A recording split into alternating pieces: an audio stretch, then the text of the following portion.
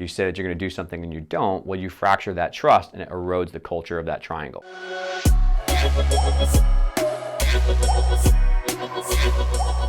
Every day, you essentially pay your dues by doing the harder thing when it's the right thing to do. Hey everyone, how's it going? Dave Tilley here. Welcome back to Shift's YouTube channel, and very excited to share with everyone a very popular requested video from the gymnastics community in particular about how to practically go about changing a gym's culture. Anyone who is living in gymnastics right now knows that we're going through quite a crazy time where there's a lot of change going on with cultures and gyms and rules and ethics and stuff like that. The way we approach training, a lot of things are changing at a faster pace than ever before. And so many people ask me about what I do when I consult with people or what I recommend. The gym that I was been coaching at goes through a huge change from 5 years to, where our culture was not very healthy and people were very kind of burnt out, tired, did not want to work. The coaching staff was burnt out. Kids were unhappy. We had a lot of injuries, unfortunately, and over the course of 5 years, we worked really hard to improve the culture so that everybody was happy to be at work. We clearly still have bumps and bruises along the road, but overall, it was a massive change in the happiness and the health and the performance of many of the athletes that we work with. If you're new to the channel, do us a favor, like and subscribe below, and also get notifications. But also, throughout this video, if there's something that's interesting to you or you want to learn more about, drop a comment below and tell us what you want to learn about or what you find most interesting, because we're going to have a nice fluid discussion going around the comment section about how to help people out with some issues like this. I have developed this kind of approach that I have thought really helped our gym, helped me personally not be as burnt out as a coach. A lot of the athletes that we work with also said this was something that was very helpful to them as we all worked on it. And so I want to share kind of the 5 layers of culture change that I teach people about that they have success with. And hopefully that will help you kind of spark some conversations in your gym about things to change or ideas to work on or what needs to be done to address some pretty hard topics around people that are maybe unhappy with training, some injuries going on, people that are maybe not really motivated anymore, any gossip going on, stuff like that at the gyms. I really believe in this model. I think it's important. The first thing that I think I really want to stress, and that I think a lot of people don't think about first, is that I really am not a huge fan of automatically jumping to blame other people for their problems before they take a look at themselves. And I went through a really hard transformation around realizing that some of the things that I was doing was part of the problem, right, as a coach and as someone who was working at the gym. And so I really had to take a harsh look at what I was doing, what I needed to work on as a coach and as someone who was leading athletes or working with other people before we could kind of inspire change in everybody else. I had a very large ego. I was very insecure. I was very worried about what everybody else thought of me when I was training or coaching. And I wanted people to kind of like,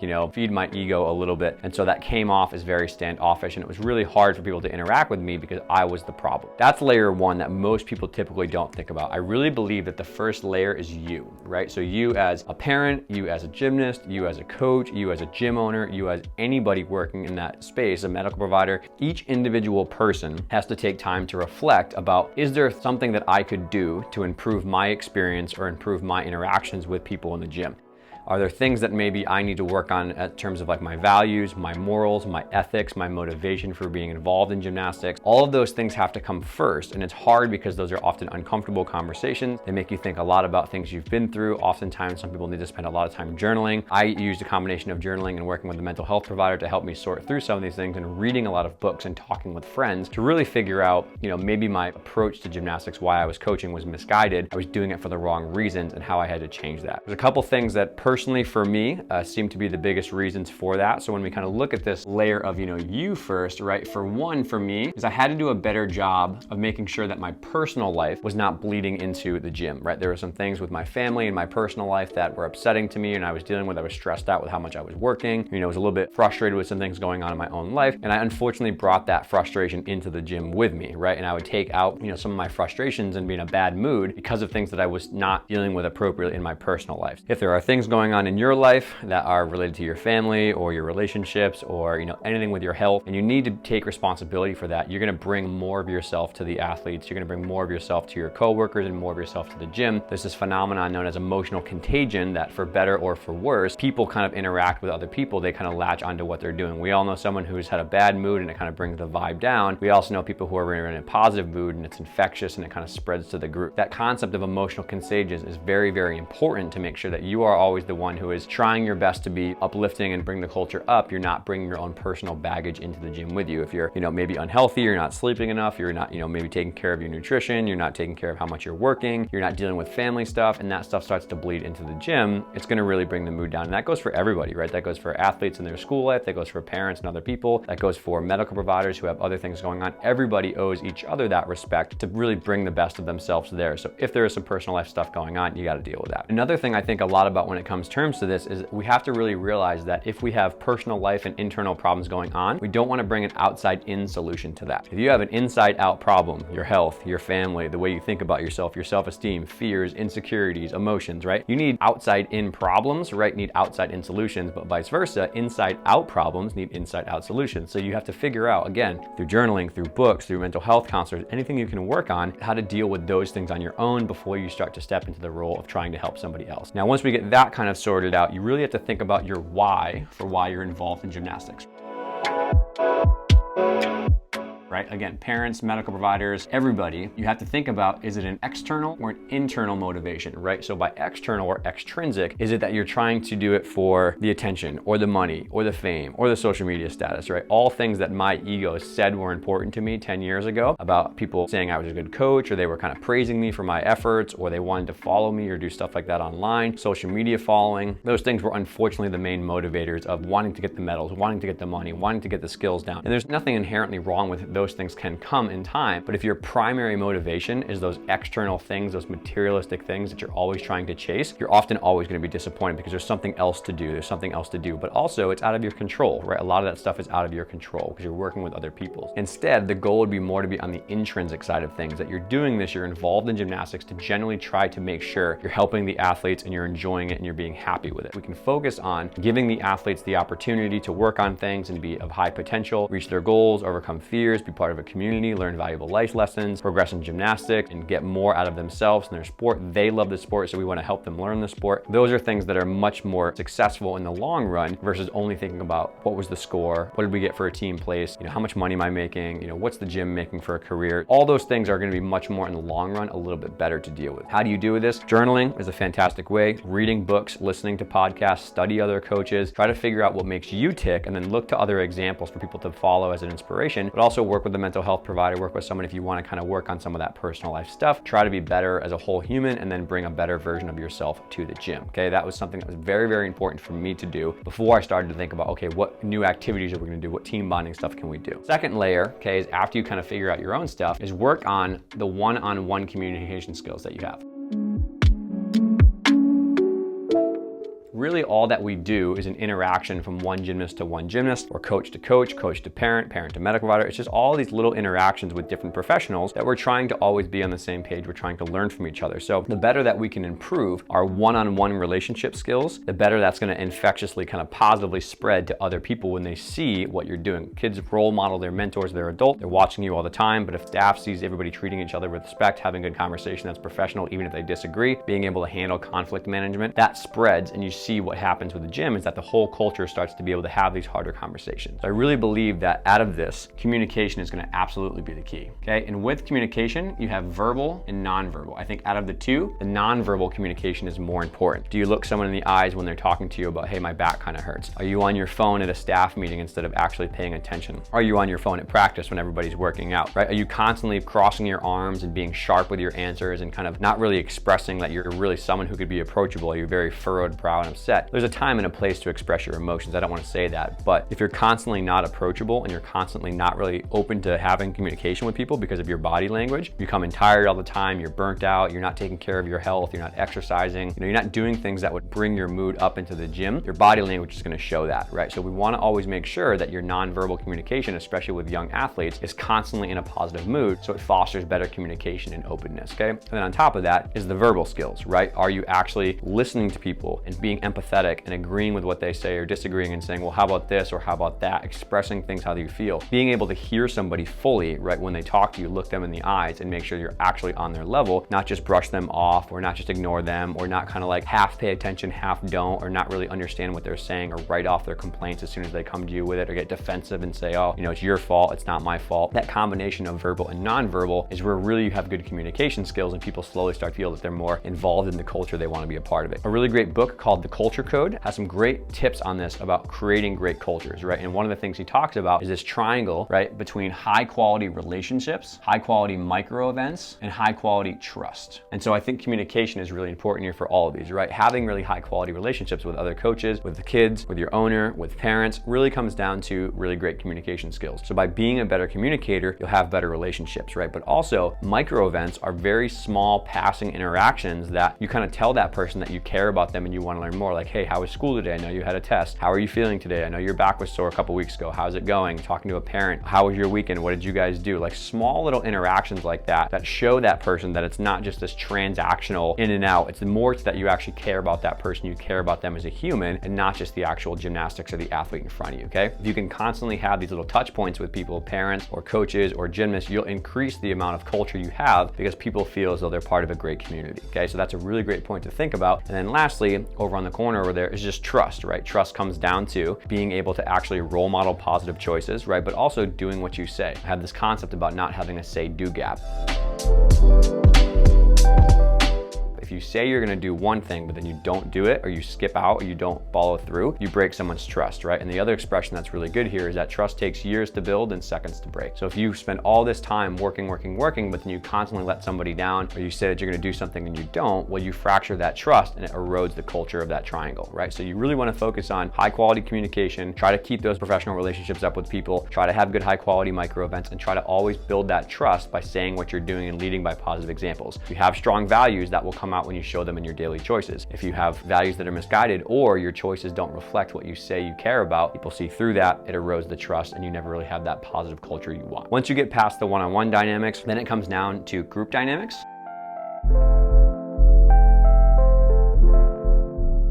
Because now you're starting to expand out and you're starting to deal with the entire group of people that maybe you work with. That could be a coaching staff, that could be a parent group, that could be a bunch of gym owners that get together, that could be a coaching staff working with gymnasts, a lot of different options here, the actual team themselves or the groups themselves. The way you have to think about this is that the social dynamics, right, the way that you kind of support each other and are there for each other versus being standoffish or gossipy, you sway back and forth into the negative or positive, right? Social dynamics, interestingly enough, when you look at like stress research and stuff like that, social dynamics can either buffer stress or it can create stress, right? So if you're in a place where people gossip, they talk behind people's back, right? They try to have these like little side conversations and they're always constantly, superficial and nitpicky, that breaks people's trust. It creates social stress, right? Versus if you're very supportive, you cheer each other on, you always listen to each other, you have good communication skills, you value their input, you don't, brush off somebody as soon as they complain about something, you're willing to have disagreements. That builds up social buffering against stress. And it's really one of the markers of a lot of high performing teams and high performing groups is the ability to have that psychological safety, but be able to interact with people and support each other no matter what, okay? So you need to have some of that good positive social dynamic to make sure. How do you do that, right? Well, you maintain your trust, you communicate openly, you hear people's ideas, you let them be heard, you let their voice be a part of training, you don't brush people off, right? And again, with your verbal and nonverbal body language, you are willing to create a community where everyone is part of it together. It's not just like my way or the highway. There's not one person who says you do it because I said so. That only builds resentment. It really undermines trust. It doesn't build it. Another thing that I think is really important when you're especially working with young athletes is you have to be productive. You have to get stuff done at practice. It shouldn't be all just like, a free-for-all. You have things to do, you have goals to meet, but you also want to make sure that you're creating a fun environment, right? So what I talk about here is kind of having an on-off switch, right? A lot of great coaches I've learned for have taught me that there's a time and a place to work hard and kind of work on your skills, and there's a time and a place to have fun. So maybe, hey, for the 40 minutes that we're on this event, we're going to work really hard. We're going to focus on our skills. We're going to get these repetitions, these routines done. And then with 5 to 10 minutes between events, we can joke, we can have fun, we can kind of relax. Maybe at the end of practice or at the end of a week, we can kind of chill out and like play a board game. We can just relax a little bit, play a game. We have to understand that there's a time and a place to do things. There's a time and a place when we kind of be more relaxed. Okay, so having that on-off switch is really, really important for the group to know, hey, we're here to have some stuff get done. Okay, now we can relax and unwind a little bit. Leads to the next thing, which now is going to be in between groups. Okay, so intergroup relationships.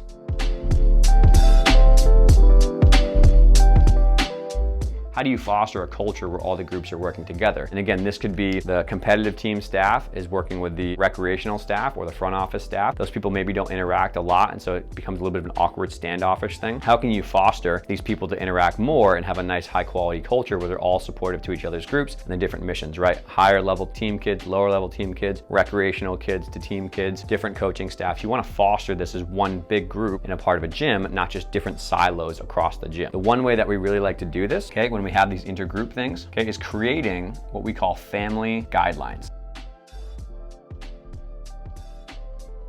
So the family guidelines in our gym and that we recommend people make are agreed upon cultural norms or standards of expectations for behavior, right? So what we have here is a whole bunch of people would get together and say, what do we care about as an organization? Let's make these rules together. We care about being kind to each other. We care about working hard. We don't want people's egos to be inflated, right? We care about process over success only outcomes, right? Health is priority number one, and then we want to build great humans, and then we want to build great gymnasts third, right? Coming up with these philosophies of ideas about what you guys all agree upon, right? Like no screaming, no conditioning as punishment, things that are kind of the standard norm that when something is going off the rails, you can critique someone's behavior or their choices and kind of point to those things they agreed upon and say, hey, we all agreed upon that we're not going to use conditioning as a punishment. Rule 6, we all agreed upon that and you agreed upon that too. And right now what you're doing is you're kind of going out of line with our cultural guidelines. We got to figure out a different way to do this because this is not a good solution for any of us. And we're not going to operate like this. It works really well with other coaches. It works with gymnasts. It works with parents sometimes that are maybe, screaming from the stands or acting inappropriately at a meet or overstepping their boundaries with coachings and stuff like that. It also works the other way when maybe parents are trying to protect their kid. They're trying to do something that's highly important, but coaches don't understand that. Parents also too point to the same guidelines because they agreed upon them. Okay, so creating family guidelines together every year allowed everyone in our gym to be on the same page, and it really unified us together as a community believing in that. Okay, the other thing that I think is really important here is doing things outside the gym that are not only gymnastics related.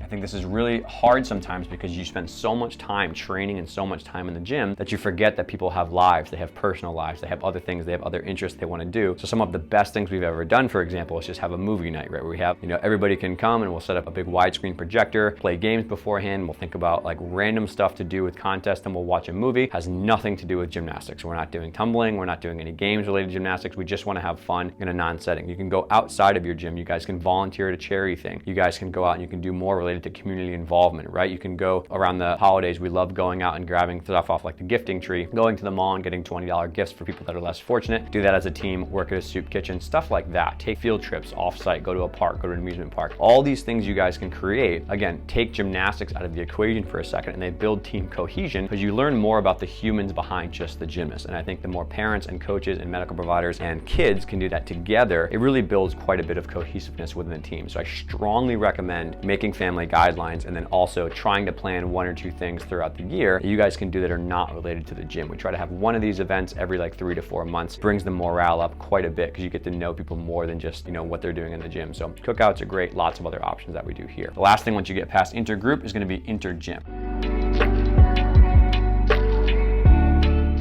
Right, so now we're talking about competitions, traveling, all that kind of stuff when you're representing your gym, right? And the reason we like these family guidelines is because they help to fuel how we want our athletes and coaches and parents to, hold themselves and represent the gym they're a part of when they go out into the community and stuff like that. Unfortunately, the easiest thing that is not really talked about, that we talk about all the time with our kids, is just be nice, man. Like when you're at meets with people rotating in their events, help them set their bars, help them move mats, help them if they're confused. If they need something from a judge, help them get it, right? Don't be so standoffish when you go to gyms and meets. Like, yes, you're competing. Yes, you want to compete against each other, but you can still be nice, right? You can still help the other gym. You can help the other coaches and stuff like that. When you're in the community, the nicer you are, the more kind you are to people and compassionate, it's probably going to be a time down the road where something happens with you and you need some help and you're going to call on those people who are kind to you. So we always try to teach all of the athletes, above all else, be kind, be generous, be caring wherever you go, represent our gym well. But then also, we always try to teach the athletes that their daily choices are a reflection of their values. Like we said with the say-do gap, everything that you do, the 1,000 choices you make per day, especially when you're out at the gym in the community with other gyms, all of those small little choices of choosing not to maybe make fun of somebody if something's going wrong and you're a young kid and that's like your main MO sometimes, choosing not to be overly dramatic on social media or choosing to let somebody borrow your tape or use some tape or use some chalk or take a turn, all those things add up, right? So all those things reflect your team values, okay? And now when it comes to all these things together, the most important summary thing that I can say, what I see when I work with gyms, the ones that do really, really well or the ones that kind of fall apart and people are burnt out, there's a lot of injuries, people leave the gym, the staff coaching turnover is a lot because nobody wants to work there anymore. The biggest thing is that you have to be willing to have open communications about conflict, right? First, you have to be willing to have an open conversation about problems. When problems come up,